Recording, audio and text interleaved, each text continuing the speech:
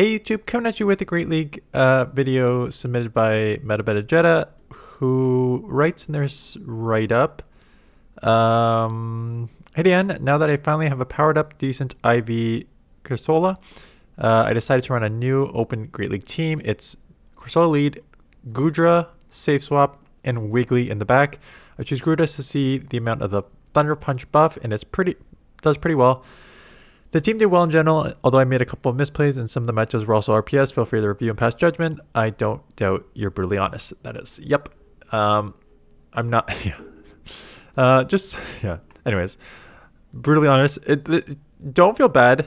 I know a lot of you like my brutal honesty. This is how I live my life. Like, I'm the same way at work and stuff like that, and like with family and friends. I'm not one to like sugarcoat things and stuff like that. I just kind of say it as it is. So let's take a look at the battles. Obviously steals in the back are probably a little bit of trouble, but we'll see here. Glizcore with the sand attack coming through here does it have Night Slash? I think it has Night Slash as one of its moves, but it may be like a flying and ground move as well. So it's not like, I think you probably just let this go. It is just an earthquake, so that does do a lot of damage. Now they're just going to out-spam you here. So we're going to commit the shield to just keep switch. It is the aerial ace, right? So, okay, so flying ground. Coming in with a by barrel. So this is not the right move because by barrel is normal typing, which means this is double resisted. You are lucky they shielded because that was a double resisted move. But getting out into Goodra does have Thunder Punch. Hyper Fang comes through and lands, and out is a Dunsparce. So this backline, you're lucky you had the Corsola in the front because your backline is just double normal. Kills you here. Hopefully we get to an Aqua Tail. I don't know if it's worth shielding. I think I probably just go one shield Wiggly here, but you can, I mean, you're going to get to a move. I just feel like one shield Wiggly can just out-charm this team. But landing a move now. So now you're going to have to try and catch. Yeah. Do catch. This will take this out. Now go Wiggly. And just out charm. So, because like you're going to have to take at least one move here anyways. But you could do that and just out charm, and now you barely do it. You did do it, but it was close. See, that's, yeah. Dragonite, very glossy, but pretty spammy and hard hitting. You will live a Dragon Claw, so you could just let this go and get your move off. If you do that, they're likely to shield and just Dragon Breath down. So not allowing them instant. No. Never, ever go into your hardest answer. Because they're gonna have an answer in the back for you, especially a dragon. Like any dragon in the Great League is building against fairy. And you have another dragon. Like if you wanted to snipe, you can snipe with your safe swap and Goodra. You never come a fairy. So just get hit with a Toxpex, which is brutal. We can do neutral swifts here. But man, Toxpex is tanky. Charms are resisted. They're farming up a ton. They're just going to commit to the farm down and come out with like almost 2 brines. So second swift lands. They just want a couple brines to throw at your Corsola, so you're going to sacrifice it here. I don't think there's a point of shielding because they're going to have a second one coming right at you here. And when you both instant swaps, see, yeah, that's what you should have done the first time. Does do a lot of damage, but you would have had a full Wiggly in the back here. And it is a Feraligatr with shield advantage, and those Hydros are more than enough from this range with the claws. And you're down. Oh no, you're not. Sorry, you're not down shield. You're up shield. With shield advantage, actually, you're not in a bad situation here because you can double shield and just throw the move and take this out. How much is the switch clock left? How much is the switch clock left? You got to be aware. Got to be aware of that. Nice catch. Oh yeah, they had like I said, they had 2 brines, so it makes sense that you needed to catch one immediately. That Dragon Breath down is helpful. Can we get to a move here? Oh, geez, so close. Nice win. But yeah, do not come in with a fairy into a dragon. Okay, Talonflame.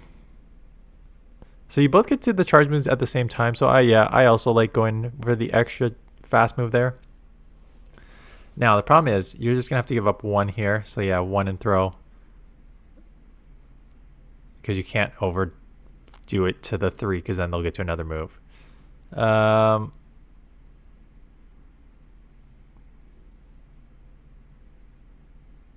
don't know if that's actually true.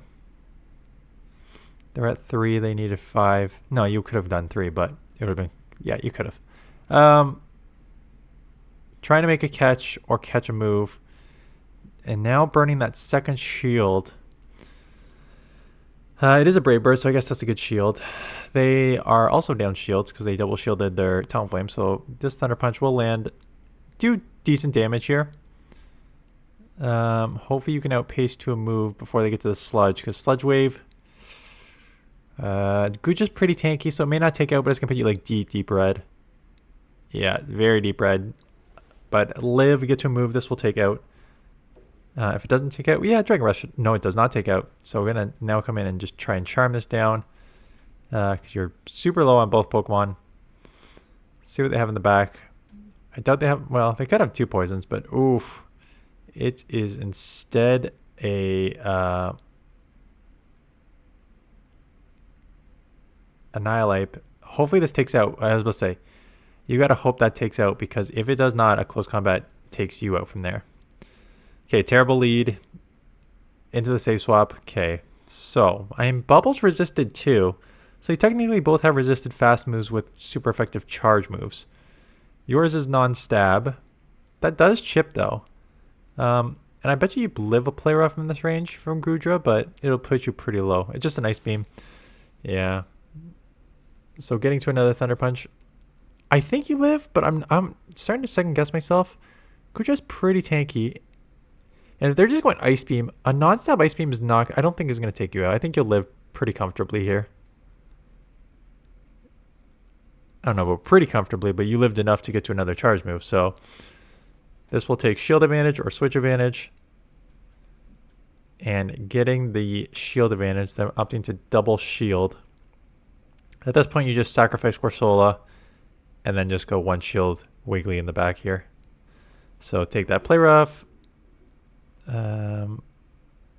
Just farm down and bank the energy. It's fine. They'll chip you here, and then you're instant swapping because this you have no moves for the Diggersby here. So this should be an instant swap. And it's a Toxapex. That's unfortunate. So nothing you could do there. Double water, but that water wasn't the issue. It was just the alignment of the fairy and the poison here. So yeah, there's nothing you can do. They're just going brine. Yeah, what's yeah, the game's over. Basically a hard counter. Okay. Thunderfang Steelix. Now, most are running Breaking Swipe and Psychic Fangs. You could potentially see a Crunch on this, because Crunch is the next move that this thing could have, which will hit super effective on you here. So we'll have to just play the roll of the dice here. It is an Earthquake. I mean, Earthquake is another move that they have. Not many people are running the nuke on it, but it's one of those so be it situations. Like, okay, I got hit with a nuke. What can you do? And they come in as superior into a dragon. Now, all your charge moves are resisted, but their fast move and frenzy is resisted on them. But they could just hit aerial aces.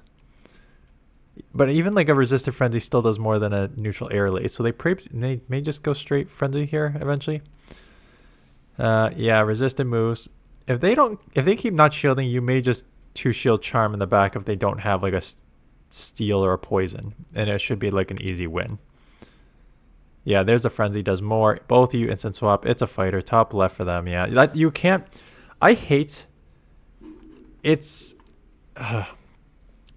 there's certain Pokemon where it is okay to try and run 2 shields in the back, like one-on-one Wiggly versus another opponent. This is it can get too. First, it's RPS, right? If they have poison or steel, you're top left, or fire. If they have a fighter like we just had there, you're good. If it's a normal type, like just anything that's neutral to charm, you're probably good 2 shielding. So you can run that risk.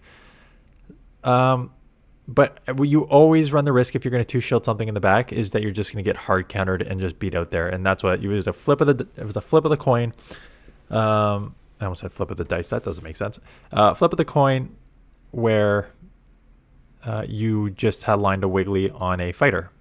It could have been just as likely that you aligned on a poison. I mean, probably not because they had a Steelix on the front. That'd be double weak to ground if they did that. So it makes sense that that's almost a bit of a team read there, right? Steelix on the front, weak to ground, needs some ground. Problems with steel just problems with ground with Thunderfang. Anyways, back to the match here. Get taken out by the Dugong in the 1 shield here. Farm with Corsola, what was on the front here. Digger's Beast, so it's got to be an immediate swap. And it's an Annihilate. So I would not throw a move. I would shield their move, close combat, and I'd farm down and then the Icy Wind and start lowering their attack. And that is exactly what you did. Shield that, lost a shield, that's fine. Here comes an Icy Wind. This will lower the attack and do super effective. And Corsola has no move to throw, so they're likely to shield. 1 Scorching Sands probably does not take out at this point. I don't think you outpace to the, because they're just going to Fire Punch you now. So catch. I think you have to like try and catch there, honestly, because they're going to go Fire Punch and you're not going to outpace. So you need to like build up. And that's an easy catch there, honestly. And I'll tell you why. Your only win con is getting off basically an Icy Wind and charming this because Corsola has nothing here. They know after this move that they can just go to a Fire Punch. So they're going to do 1 of 2 things. They're going to throw it immediately when they get the Fire Punch. 1, 2, 3, 4, 5. Yeah, so they're going to throw us immediately because you're low. And they don't want you to get to move. So it's an easy catch right on the 5 because they need to throw this to get you out of here. So I would try and catch that Fire Punch on Corsola. You almost banked an Icy Wind there. Try to chip here. Everything's resisted, so you're pretty screwed here. I mean, you're tanky, so you can probably live at least 1 Scorching Sands. And Quick Attack is resisted, you know. This actually may be closer than I thought it would be. Because I know Ghost is double resisted, but Quick Attack is also, I think, double resisted. The Scorching Sands are neutral. But you're spamming pretty quick here. And Scorching Sands is faster, but it's not much faster. So yeah, getting to another move. William able to take it out here. So maybe it worked out in the ending. Woo, 1 HP, 1 fast move from working out. But it does work out. But yeah, I still think that you can like try and catch that move.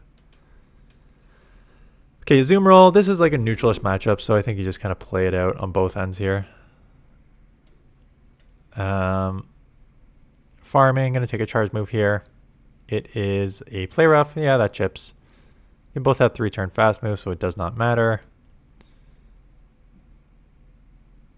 And they give up switch into Clodsire. Now, Clodsire is the poison move is resisted, so chipping there. Gonna just try and outpay. The Aquatail won't take out. Because they're tanky enough and it's non-stab. You'll live an Earthquake and stuff. And you know, again, you can live this. It's just a Sludge Bomb. Ooh, because yeah, 2 Sludge Bombs will take out here.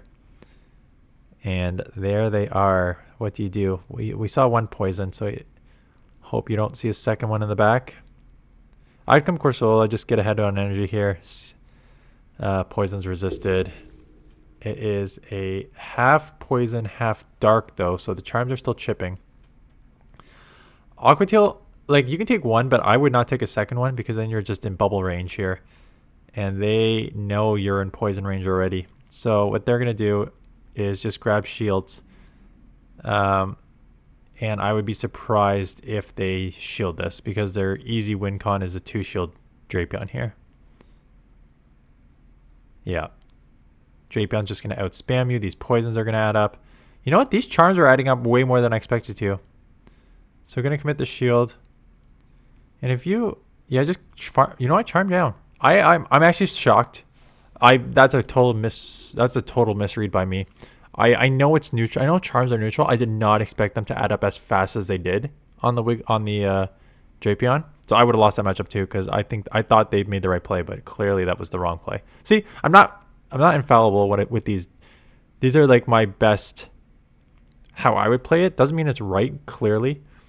But yeah, I thought that was the play, but apparently the Wiggly charm is in a neutral situation against a shadow Pokemon. I guess it does make sense that it just overpowered. Going to commit the shield on the fly and the back-to-back move coming in. It is a Brave Bird, 100 energy. So now you can just Dragon Breath down, Annihilate. Could be like a double weak to fighting team. Weak to fighting, you can still close combat here. And that is what you're reading. Or you're reading that it's only an Ice Punch. And now the Talonflame's going to come in. So you got to move off here. This will chip. I'm guessing they may have something else weak to in the back to this. And you can charm down? No. Okay. Can they get to a move? No. What's in the back? Dunsparce. Okay. Just a very random safe swap there. Coming in with your Annihilate as a safe swap instead of Dunsparce.